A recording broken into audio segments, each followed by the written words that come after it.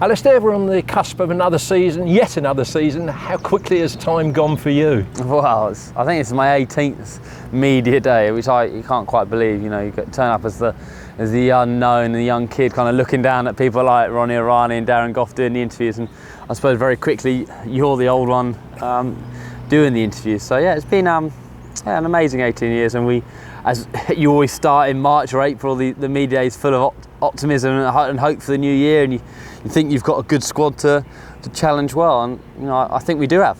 Yeah. Here we are at Chelmsford, which is you've graced so well since you made that debut in 2003 against Nottinghamshire. We won by 9 wickets, so if you like, your contribution to Essex was already being written in those early days.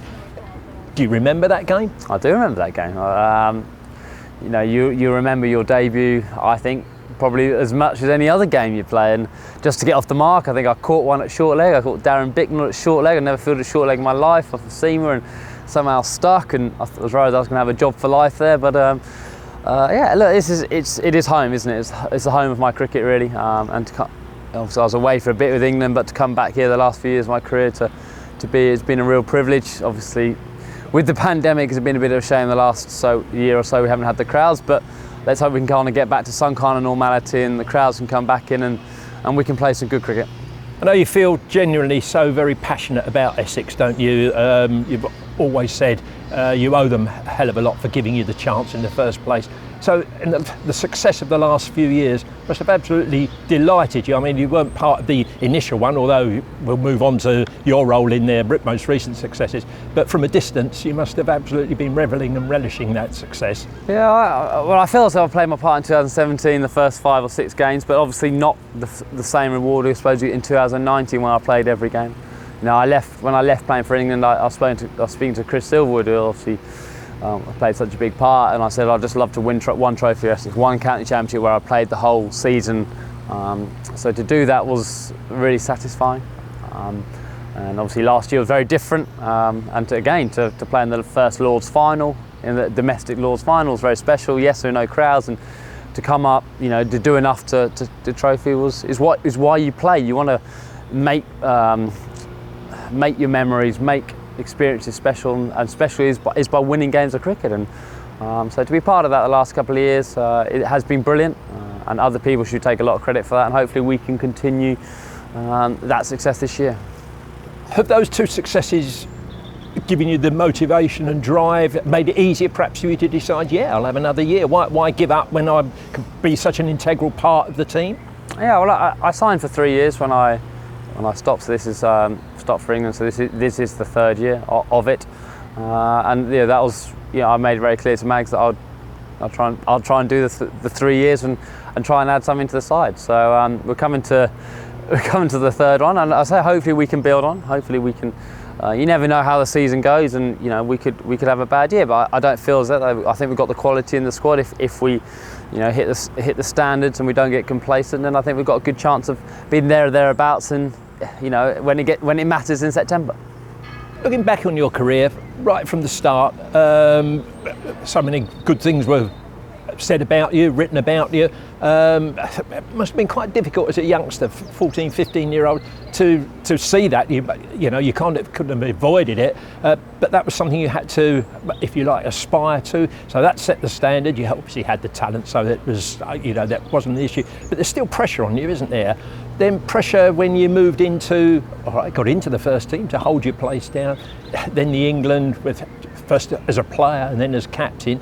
So is it refreshing to come back to Essex now at this stage of your career, perhaps with respect in the twilight of your career, but just do what Alastair Cook has got to do to help Essex and perform for yourself, and let everybody else have that little bit of pressure and worry? Well, there's always pressure, right? I think that's the fear of failures is always there. You don't want to disgrace yourself. But I've come back to play to really enjoy cricket again. I'm not saying I didn't enjoy playing for England. I absolutely loved it. It was one of the great experiences you will ever experience for 12 years. But you live under, you know, huge amount of scrutiny, and the scrutiny is what drives you, and it's very special.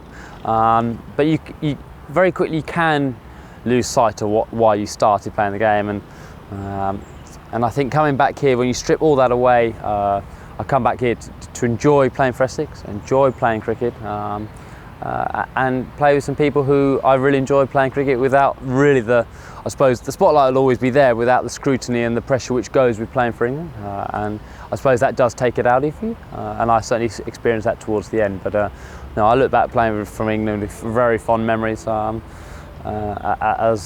I suppose I should. Yeah. Are you a statistics man? Have you always been driven by statistics? I mean, you've broken so many records. I guess you should be, really. You're setting the standards that everybody else wants to try and aspire to. Well, cricket's a very strange game because it is statistically based. You are judged very quickly on a piece of paper because it's there for everyone to see. So I don't know many cricketers who don't know their statistics. I think people do say, oh, it doesn't matter.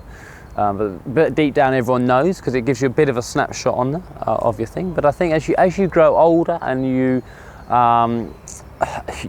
start appreciating that the runs matter when the team needs them, or if you put a performance in which changes the course of the game or influences a big game, that means more because ultimately when you finish playing cricket, I suppose I can look back at my Test career now. No one really knows whether you averaged 40, 45, 50. I mean, unless you're a real cricket, I suppose, statistician or analyst, but they'll remember innings you play or things you did, and I think that's such an important thing to me. It's very hard when you're in it because the numbers kind of suggest whether you're going to play again or keep your place, as you said earlier in the thing. So that's it's very hard to ignore it, but it's you do as you grow older think, wow, that 100 I scored there when we were behind, or that 100 which set up that thing is certainly more valuable than say 100 which.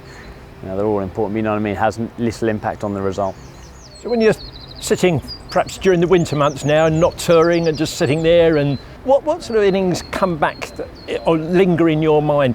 First for Essex and Test matches, any two or three that really stand out? Well, I think my first 100 here against Leicestershire, I think the first class 100 was for Essex in terms of it's a big stepping stone in your career to get one. And you're talking about when I was 14 or 15 and all this kind of build up. I mean, I never believed I'd ever be good enough to be first class cricketer. You just don't. Like I kind of saw these guys on pedestals, which I'd never be. I was sat in the stands watching Graham Gooch, Paul Pritchard, all these guys, Nasser Hussain, and they look like gods to you as you do as a 10-year-old ever. So. I don't think you ever do think like I never thought that. So when you get one, you think, well, actually, if I can play at this level, So that was an important 100 for me. I think the best I ever really played for Essex was probably that last 100 at Lords, that 170 odd. I know. I just thought that was as well as probably I could play against a good bowling attack. So that for Essex, and then I suppose for England the 2-3-5 at Brisbane. Yes, it was on a flat wicket. But it's the first time, as I've said before, I felt like I contributed, in a massive moment for English cricket in terms of against Australia away in the first Ashes game of the series, which kind of set it up. So that to me was the 100, which I thought I maybe genuinely thought I was world class. And then I suppose on a personal level, the last 100 on that last day, and probably the last time, the last time I batted for England. I scored 100, and the ovations I got that week was very special. Yeah, because you knew that was going to be your last one, didn't you? Yeah, I mean it was obviously announced, and but it was great to be able to go out on your own terms and experience something like that. And not many people are lucky enough to do that. So that was. Yeah. Well, you mentioned that 172 at Lords as a sweet memory so far, because we got the opportunity of many more to come, I'm sure. The stats you were saying about 24,230 first class runs, you haven't picked me up on that, so I must be right on that figure. The 25,000 then is looming, isn't it? That would be a tremendous achievement in a career, wouldn't it? In a magnificent career. I mean, nowhere near what Gucci got or anything like that, but I suppose the game's slightly different, and I'm proud over half of them are test runs as well. So I mean, it'd be nice to get 25, wouldn't it? But it'd be nice with that 25 coincided with some runs here at Essex when we're pushing up. I don't know which league we're in to start with and which league we've got to go in, but if some of those runs could get us into that first division shootout towards the end of the year, it'd be brilliant.